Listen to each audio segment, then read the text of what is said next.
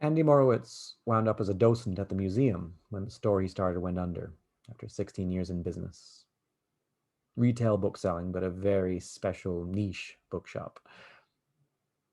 On the morning of my very first shift at Three Rings, I was home preparing to go to work, taking out the trash, wearing a pair of clogs. I stepped down wrong and my ankle went all the way lateral. It was bad. My first shift at my dream job, calling in sick was not an option. I was a key holder, a closer at the store, a key position. I did indeed manage to work that first closing shift, which led to 2 more years as closer at Three Rings. It was a super big help that Andy Morowitz was a compassionate boss who believed it was essential to have a bar stool behind the counter. I was able to rest my ankle a bit that night, and that sustained me. Normally, I'd be up and down working the shelves, Andy, but as fate would have it, I sprained my ankle today, I told him. I had really wanted to make a better first impression. I have nothing to compare it to, Andy says. Do the best you can. Here's the number of the pub I'll be at tonight.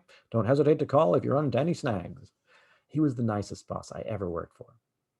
That ankle was black and out to here. Bent, but not broken.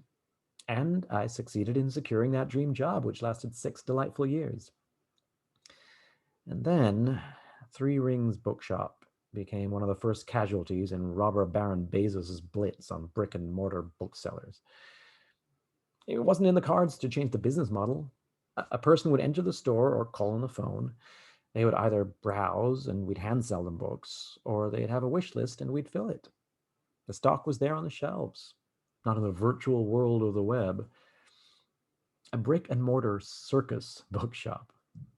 Visiting authors lecturing on the art and craft of the circus, reading and signing books, clowning, costume design, big top construction, ringmaster biographies, wild animal training, trapeze disasters.